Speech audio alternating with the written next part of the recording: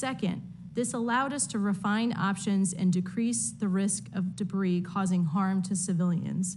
Please bear in mind, the balloon itself was 200 feet tall with a jetliner-size payload.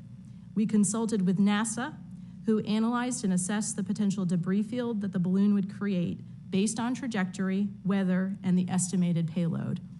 And third, waiting to shoot the balloon down over water improved our prospects at recovery, which are ongoing. Throughout Wednesday and Thursday, we continued to track the balloon, and then on Friday, February 3rd, President Biden was briefed on the execution of a plan to shoot down the balloon once over water. This plan included the air assets that we would use to take down the balloon, as well as the joint forces we would use to recover it. He approved the plan, and throughout that night, National Security staff and the Department of Defense, including Joint Staff personnel, worked to ensure this mission was successfully executed. Throughout the night, as the President had requested, National Security Advisor Sullivan provided him with regular updates. Saturday morning, February 4th, President Biden spoke with Secretary Austin multiple times about the mission, and it was completed, as you are aware, on Saturday afternoon when the balloon was shot down and crashed in the ocean roughly 6 miles off the coast of South Carolina in our territorial waters. Due to rough seas, debris collection began on February 5th. The USS Carter Hall is collecting debris in and around where the balloon came down. The USNS Pathfinder is using sonar to map the ocean floor and search for debris. The Coast Guard is ensuring that the area is kept safe for both the public and our military personnel. The PRC is DoD's pacing challenge, and the PRC's irresponsible actions were visible for the American people and all of the world to see. Ultimately, we were able to collect intelligence from the balloon, we are recovering its contents, and we sent a clear message to the PRC that activity such as this is unacceptable. PDASD Jed Royal is here today to answer any questions you have about U.S. communications with the PRC and Indo-Pacific affairs. We thank you again for convening this morning's roundtable, and I look forward to answering your questions.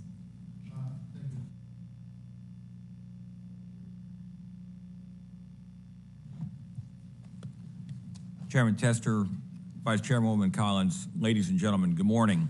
I appreciate today's opportunity to update you on the U.S. military efforts related to the recent high-altitude balloon from the People's Republic of China. As Ms. Dalton noted, we acquired the balloon on January 28th. Following the radar acquisition of the balloon as it approached Alaska, and given the determination the balloon was not a threat to U.S. citizens or aviation traffic, and the lack of its ability to conduct significant intelligence collection at that time, the NORAD Northcom commander assessed and reported he would continue to observe and report the balloon's movements.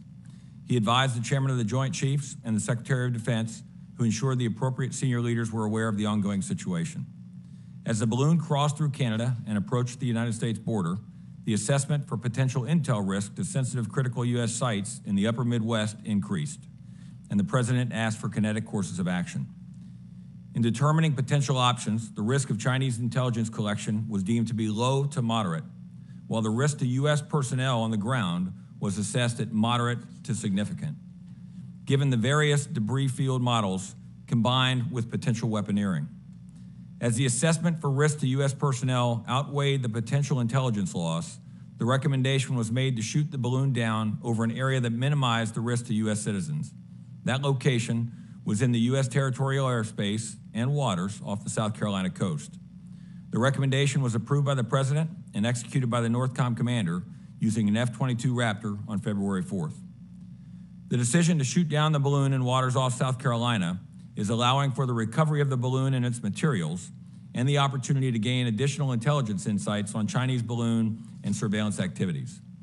It is important to note, at any point along the balloon's path, the U.S. military possessed the authorities and the ability to shoot down the balloon in defense of our citizens. I look forward to your questions and appreciate the chance to be here today. And I should add that Vice Admiral Joyner, the Joint Staff J8, is here to address any resourcing questions, and I'll do my best to cover operationally related items. Thank you. Thank you for testimony, General Sims. There will be questions. In my particular case, you can direct them anywhere you want to answer them. And keep in mind, at 11:30, I think we have a classified briefing in the SCIF for all the senators, so we're going to try to be prompt. So the first question I have is, when this entered U.S. airspace, did we know what the Chinese were trying to collect? Do we know what they were doing? Do we know what they were trying to collect? Senator, thank you for the question. As the NORAD Northcom commander has said, when the balloon entered North American airspace, NORAD had custody of it and was tracking it closely. Yep. As it transited across Alaska through Canada, which is, of course, part of NORAD, and we were sharing intelligence of real time and tracking and assessing with the Canadians. And as it entered the continental of the United States, we were able to track and assess and better understand. I got the tracking, and I got that. I want to know if we knew what the Chinese were trying to collect with that balloon, with that reconnaissance balloon. Jed, do you want to jump in? Yeah, Senator, thanks for the question. We can probably get into details more in the classified setting. You can just say yes or no. Sir, you don't need to get into specifics. Just, did we know what they're trying to collect? Yes or no? yes, sir. We understand that this is a broader part of a broader suite of operations that China is undertaking. So we knew what they were looking for. Sir, I think we should talk about this more explicitly in the classified session. But yes, sir, we understand that this is part of the broader suite of operations that China is undertaking to try and get better understanding of U.S. I got it. Sir. I mean, there's all sorts of suites of operations we have with what's going on in outer space and everything. But the question is, did we know what that balloon was trying to gather? Do we know what information it was trying to gather from the United States? It didn't fly over us by accident. It was intentional. Do we know what the Chinese Communist government was looking for? Senator, we have some very good guesses about that, and we are learning more as we exploit the contents of the balloon and the payload itself. Okay, so it has been brought to the attention, not in classified session, but through the news, that this isn't the first time this has happened. This has happened several times before. My question is if we waited to shoot this one down over water, why didn't we shoot the last ones down over water? Senator, I'll take that question. We are learning more about the balloon program. We are more aware of this balloon program in recent months than we have been in the past. So, Senator, I think that our assessments are maturing about the intent behind these balloons and the operational activity. So let me get this right. I put a lot of faith into the military leadership. I've met with a lot of generals and their top flight folks, including the ones here, and admirals. I put faith in them because I believe they know the issue better than I do, okay? So the real question here is that if we had an incursion before and we shot this one down when it hit water, why didn't we shoot the previous ones down and gather intelligence from those so we knew what was going to happen? And by the way, this is going to happen again. And so why haven't we, either this is no big deal in the military's eyes, and I don't think you're going to say that, or there's not a consistent plan on how to deal with them. Senator, talk to me. Senator, thank you for the question. If I may, just to build upon what Jed was saying, the PRC government surveillance balloons have transited the continental United States briefly, at least 3 times during the prior administration. And so the question is why didn't we shoot them down over water then? The duration of this particular balloon was much longer. Right. And the information that we have since gleaned about the balloons that have transited globally was only recently discovered. We can share more in the classified setting. Okay. So, okay. So we're talking about putting a budget together for the Defense Department. It was a really robust budget last cycle. I don't remember hearing about anything that dealt with balloons in the budget. Do we have a plan on what we're going to do next time this happens? Senator, thank you. As you know, in the National Defense Strategy from 2022, the PRC is the pacing challenge. I know, but Defense what of about the homeland is number balloons? one. I got all the other stuff, and we deal with it. Absolutely. Is there money in the budget, or if you're not into that, if you're not in that pay grade, Yep. do we have a plan for when this happens again and what we're going to do and when we're going to do it? I will tell you this, and I appreciate but the truth is, we think we know what they were going to collect. We don't know. That scares the hell out of me. Senator, thank you. It is incredibly serious, and please know, as we are recovering the balloon and learning more about it, and also kludging that with what we learned last week, we are building our understanding of what capabilities they have, what we need to do going forward. And what about, and I'm over time, and this is the last thing, so you can answer it, I hope. Do we have a plan for the next thing that happens and how we're going to deal with it?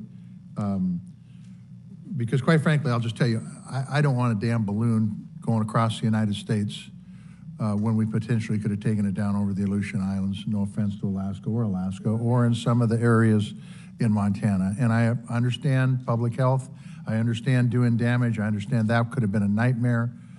But the truth is I got a problem with a Chinese balloon flying over my state, much less the rest of the country. Senator, absolutely. We sent a very clear message to the PRC when we shot it down in our sovereign airspace, in our sovereign waters, that has established that deterrent line. Jed, if you maybe turn to you in terms of communications with the PRC. Yes, thank you, ma'am. We continue to conduct outreach to the PRC. We conducted outreach during the course of the events last week and have attempted subsequently. Part of the plan is to encourage the Chinese administration to open their lines of communication with you can tell the folks at 11:30 that in classified session, I want to know what our response is going to be for the next balloon that comes over, military response. Sir, thank you, sir. Susan Collins. Thank you. Secretary Dalton, according to your testimony, January 31st appears to be the first time that President Biden was briefed by the Pentagon about the surveillance balloon, which had been violating U.S. and Canadian airspace since January 28th. Are you aware of any existing Department of Defense policy to treat violations of U.S. sovereign airspace over Alaska differently from violations over the lower 48 states? Senator Collins, no, I am not aware of such a policy. Alaska is part of the United States. Then what explains that delay? Days of delay. Senator, on January 28th, when the balloon entered U.S. airspace over Alaska, the Pentagon was tracking it very closely through NORAD. NORAD had custody of it, and there were communications with the White House to apprise them of the balloon's Was the president informed? I would have to defer to the White House in terms of internal White House According to the White communications. House press secretary, he was not, and according to the testimony that we heard, there were 3 to 4 days before he was informed. Senator, I would have to defer to the White House. Thank you. General Sims, the commander of NORAD and NORTHCOM recently said that when NORAD first detected the balloon as it approached Alaska, he determined that it was in fact a surveillance balloon, but that it did not present a physical military threat to North America. And he explained that he didn't take immediate action because it was not demonstrating hostile attack or hostile intent. Why wouldn't a foreign military surveillance aircraft violating U.S. airspace inherently be considered to have hostile intent? Ma'am, thank you for the question. I think, first of all, just to reiterate, that General Van Herk did have all of the authorities necessary should he have determined it to have been a threat. The key piece here, I think, ma'am, is there was no hostile act or hostile intent. That would be the first. There was no impact to aviation routes, which would be another piece of that. The other would be there was no, at the time, there was no suspected impact to critical intelligence gathering ability in terms of infrastructure. That changed as the balloon as its path continued. That changed, and that's what prompted a different decision or a different conversation as it crossed into the United States. Well, Alaska has a lot of, and I'm going to leave this to my colleague, but a lot of sensitive military installations. Yes, ma'am. And the advantage of a balloon over a satellite is it can hover over those sensitive sites. Yes, ma'am. And throughout the path, and as somebody who lived for a couple of years in Alaska, throughout its path, ma'am, they were tracking exactly where it was in relation to that sensitive critical infrastructure and intelligence gathering capabilities. It was not near those locations, and as we reconstruct the path, we are not concerned with intelligence gathering in Alaska. And based on that, the assessment continued from NORAD Northcom to continue to observe and report. Well, it seems to me when you have a craft that's violating international airspace and you have sensitive military installations, whether they're in Hawaii or Alaska or the lower 48, we should treat it the same. Could you help educate the committee and the public on why China is using balloons and what benefits do they offer over satellites or other intelligence gathering platforms? Ma'am, I don't have a light on here. I don't know if You still have 40 seconds. Yes, ma'am. Ma'am, thank you. Ma'am, I think what we've learned is that there are some advantages. It can loiter, but what we think they gained was really very minor in comparison to what we think we can gain with low Earth LEO, with low Earth orbiting.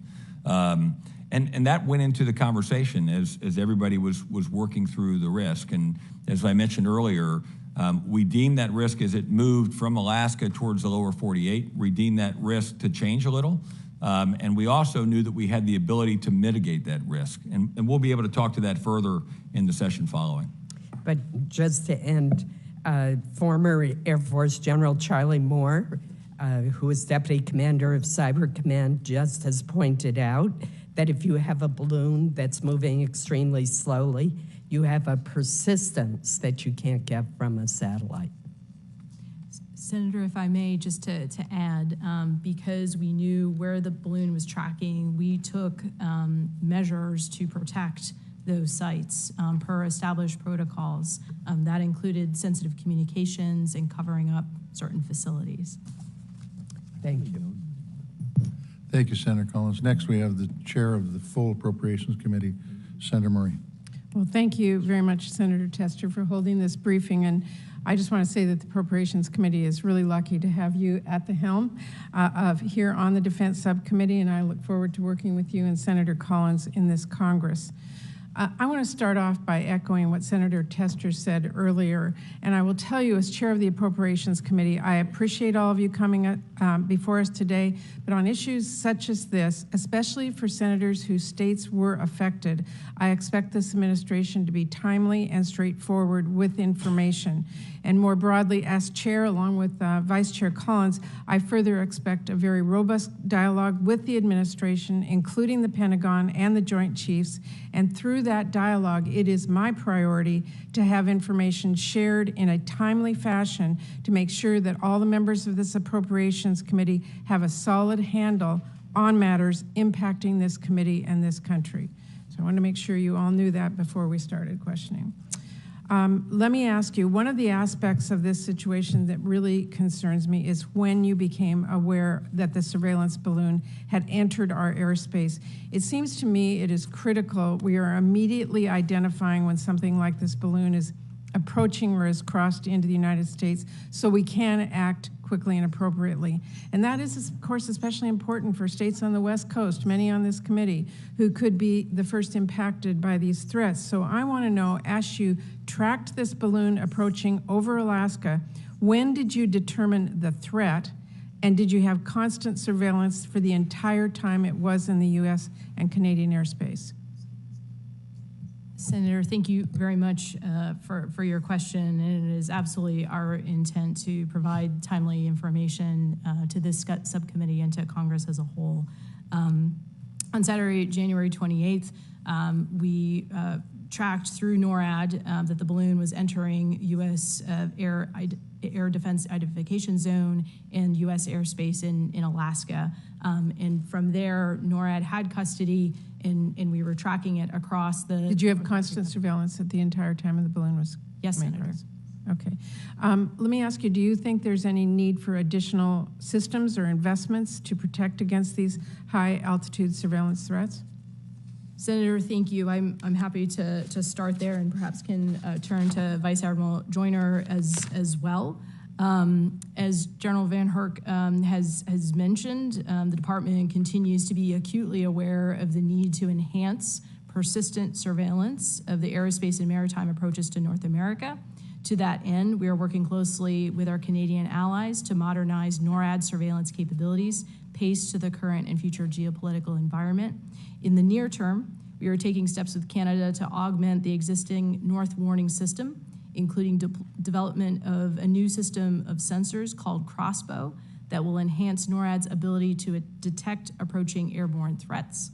Longer-term modernization efforts include, but are not limited to, the construction of the over-the-horizon radars in both the United States and Canada to augment the existing North Warning System and enhance NORAD's ability to perform its aerospace warning, control, and maritime warning missions.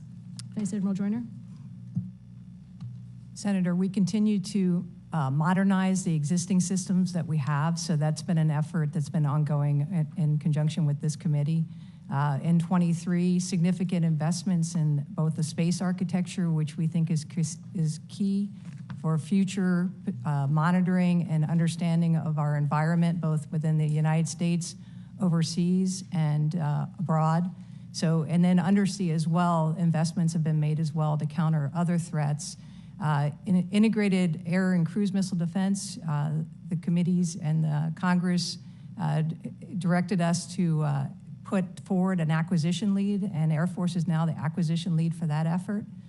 They're moving forward out on that mission. Army has the counter-UAS, and then the overall systems and the modernization of the over-the-horizon radars will enhance our ability to look long range and give us persistent forward look in partnership with our northern neighbors, NORAD, NORTHCOM.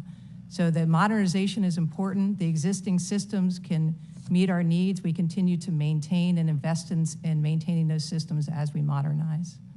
Well, it is really important that we all have a real clear handle on incidents like this and full situational awareness over West Coast states or the Pacific. So I know we're in open session today, but I hope all of you can brief me and my office separately on the ability and capability to make sure we can adequately identify and determine threats before they are over the U.S. territory. And let me just say this, this incident is greatly concerning to me, not just because of the breach of our airspace, but what it signals about our relationship with China, the strength of our diplomacy, and really the state of our domestic capabilities. This Appropriations Committee is going to be taking a very serious look at our approach to our relationship with China, and I look forward to working with Senator Collins and with our colleagues here on this subcommittee and others on that.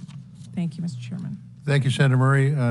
Senator from Alaska, Senator Murkowski. Thank you, Mr. Chairman, and I appreciate that you and the Vice Chair have called this meeting so timely. As an Alaskan, I am so angry. I want to use other words, but I'm not going to. The fact of the matter is, Alaska is the first line of defense for America, right? If you're going to have Russia coming at you, if you're going to have China coming at you, we know exactly how they come. They come up and they go over Alaska. Sometimes they go on the top, sometimes they go straight across, but Alaska is it. And thank goodness the Pentagon, the Department of Defense have recognized where we sit on the globe to take care of the rest of this country. And thank goodness that we have invested the resources to make sure that we have the eyes on the skies and every place else. More fifth-generation fighters sitting there in the state of Alaska. We know that. We're proud of it. Everything that we do to stay focused, whether it's Cobra Dane out in the Aleutians or whether it's Clear Air Force Base that has a long-range discrimination radar, or out in Greeley where we have the ground-based missile defense, we're ready. We're ready, man. And to the point that Senator Collins makes, it's like this administration doesn't think that Alaska is any part of the rest of the country here.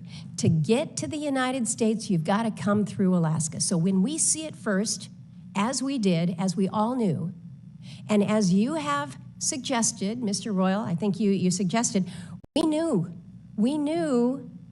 when we first got eyes on this, that this balloon was not a weather station. This was not collecting weather information.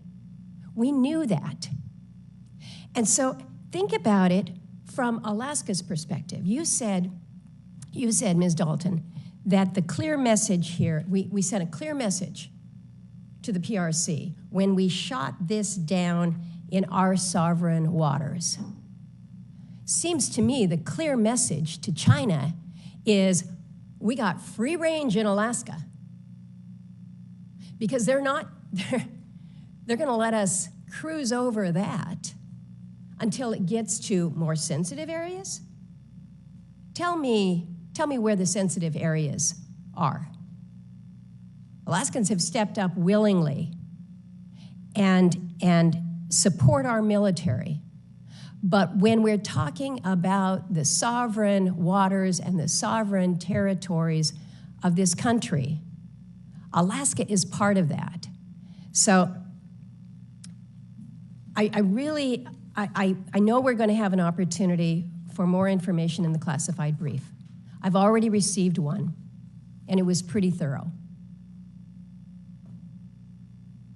And I think that the American public deserve more than they have seen in terms of transparency about why this spy balloon was allowed to spend 2 days over our waters and over the state of Alaska, the state that is the guardian for everybody else. And you're saying that at that time, there was not a threat to Alaska citizens or assets that we have, and that the risk assessment rose later as it was coming into the rest of the lower 48 there. You know, at what point do we say a surveillance balloon, a spy balloon coming from China is a threat to our sovereignty? It should be the minute it crosses the line, and that line is Alaska. The question that I have, and I apologize that it's taken me this long to get to the question, but I'm really concerned about what we have identified as these data gaps. We know that we have seen balloons previous that were also the surveillance balloons. We didn't realize until later because we weren't able to do the analysis until later. This committee is the Appropriations Committee. If we need to spend the money to make sure that we don't have gaps in our own data, that what we see is clearly understood, we need to know how to fund that. So, Mr. Chairman, I'm over my time. I don't think we'll get the answers that we need here in this subcommittee, unfortunately. We're going to have to get them in closed hearing, but I think people in this country deserve to know why the state that is the first line of defense was not able to keep the rest of the country from being more vulnerable when it came to collection of intelligence as it flew over important installations. Thank you, Senator Murkowski. Senator from Hawaii, Senator Schatz. Thank you, Mr. Chairman. Thank you, Vice Chair. In terms of the sovereignty of our airspace, is there any distinction between non-contiguous states and the continental United States? No, Senator, there's not. In terms of the sovereignty of our airspace, is there any distinction to be made in terms of international law between a brief flyover and a lingering flyover? Senator, the basis for us to shoot down the balloon where we did had a strong grounding in both domestic and international law. Yeah, I'm just trying to figure out whether if they had been, you know, let's say they just clipped the corner of the Florida Peninsula, like let's say they just, you know, go over Hawaii for 10 minutes, isn't that still a violation of international law? Isn't that still a violation of our airspace? And doesn't it merit the same kinetic action that was taken? It is still a violation of our airspace. Is DoD policy changing in this space? Senator, what I would say is that as we learn more about these balloons, there are global activities as we are able to assess the collection capabilities of this particular high altitude balloon through the recovery efforts. We are going to be assessing our overall posture and disposition and strategic approach. I respect the need to keep some of this classified, but we all understand that some of the desire to keep things classified has to do with not wanting to disclose to the public things that might be inconvenient politically for the department. And so it seems to me that if we now, and look, I support the actions that were taken, but I don't see a downside to us signaling to any government that any violation of our airspace that is not inadvertent, and certainly any violation that is intentional and has a military component, will be met with immediate kinetic action. And that just doesn't seem to me to be something that, that there's any benefit to keeping secret. Senator, that is not our intent, and I do believe we have sent that signal. This HAB was different than the others in terms of the duration of its flight. But that's what I'm a little, first of all, let's start with this. Did we just set a precedent? I believe we established a deterrent line. Fine. Second of all, is that deterrent line contingent on where they go and how long they linger, or just is it a bright red line called don't come into our airspace? It is when our airspace has been violated, we took action when it was safe to do so, given the risk to civilians on the ground per the advice of our military commanders. Do you expect the PRC to proliferate these kinds of programs?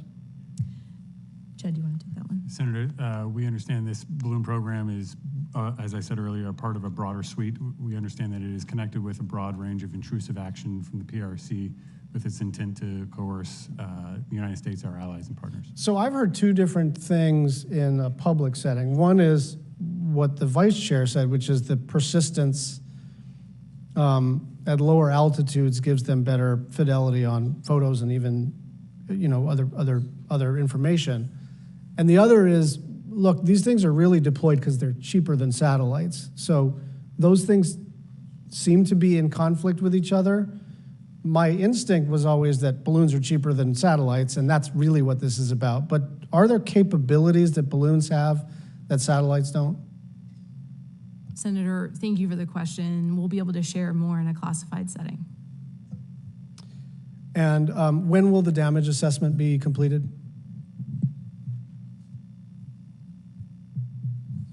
Thank you. So that's ongoing now. We continue to recover. We recover pieces each day. I think we're thinking days to weeks in terms of everything, but it does continue in conjunction with the FBI. So I would like to offer a military perspective to your comment about. Sure, you have 22 seconds. Yes, sir. So I think having been in places where once you take a shot, you can't get it back, I think it's important for us to remember that if we establish that precedent may be we may meet the same precedent, in which case, as opposed to thinking and looking and then reacting, we may create something in which we are, is to our detriment. Fair enough. Senator from North Dakota, Senator Hoeven. Secretary Dalton, I just was listening to one of your responses and then spoke with Senator Murkowski. If you had the opportunity to shoot the Chinese spy balloon down either over the remote mountains of Alaska or over water near Alaska, why didn't you? Why is it okay to have the Chinese fly some type of aircraft over Alaskan airspace? Sir, let me walk water to land first. The first would be, in terms of the water, General Van Erck again assessed that it was not there was no hostile act, hostile intent, or potential impact to critical intelligence capabilities. More so, he was continuing to characterize the system. And it's for us now, looking back, there is an assertion that we were absolutely certain that it was in fact conducting surveillance or intended to go in a certain space, and we'll talk more about that in the next session. But those were thoughtful actions. The other piece I would add, over the land of Alaska, sir, we spend a lot of time, as you know, determining where we will take a shot in combat when we're fighting people who are fighting against us.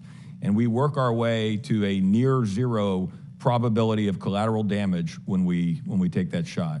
Although Alaska is in places not as inhabited as other places, it is inhabited. And at that time, we didn't understand through the modeling, if we shot that, what it would do on the ground. Ultimately, it came back to maybe a 20 mile by 20 mile piece of ground. And without being able to clear that, we wouldn't do that in combat, sir. And I think in this case, we certainly didn't want to take that chance with Alaskans or any other Americans throughout the flight path. So we created a situation now where our adversaries are going to kind of try to figure out what they can and can't fly over our airspace. Well, maybe a balloon.